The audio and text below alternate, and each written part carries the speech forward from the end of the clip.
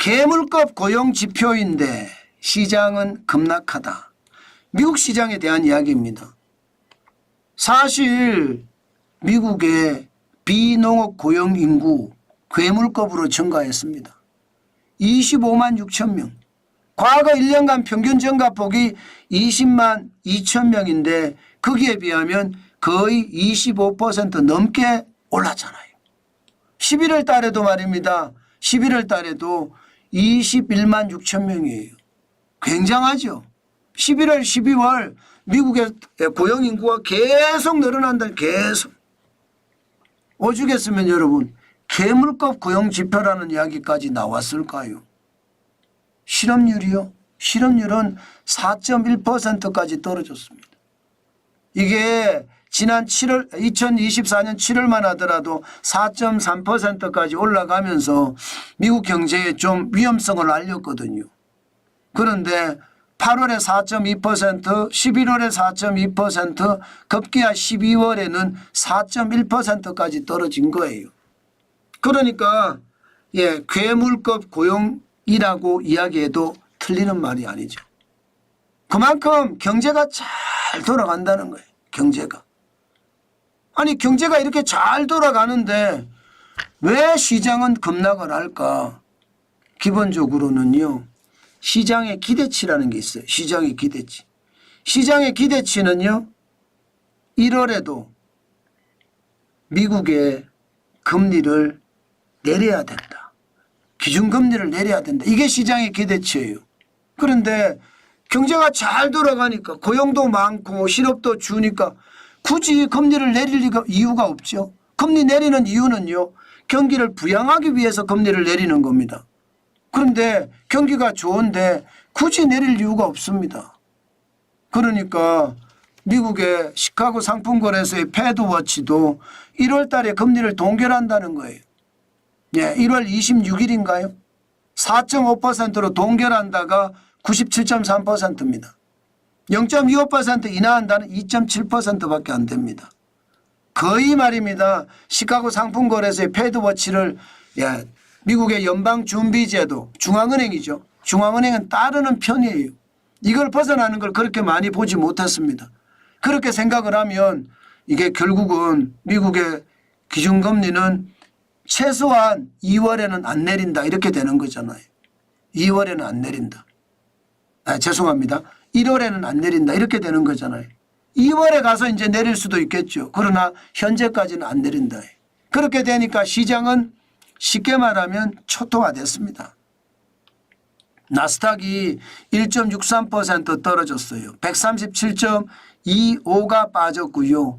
19,161.63으로 마감했습니다.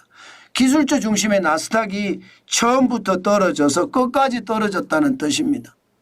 여기에다가 대형주 중심의 S&P 500도 1.54%가 떨어졌습니다. 91.21이 빠졌고요. 5,800이에요. 827.04를 기록했습니다. 어디 것뿐입니까? 다우산업지수 블루칩 중심입니다. 중대형주나 중소형주 중심도 1.63% 떨어졌습니다. 693.75가 빠졌고 41,938.45로 마감했습니다.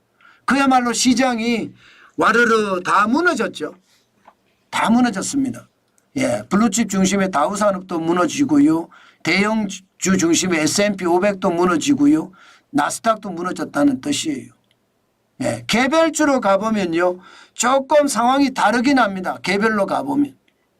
개별로 가면 조금 상황이 다르긴 하지만 그렇게 크게 다르다 이렇게 이야기하기는 쉽지 않습니다. 일단 필라델피아 반도체 지수부터 한번 볼까요? 필라델피아 반도체 지수를 보면 5,037.47을 기록했거든요.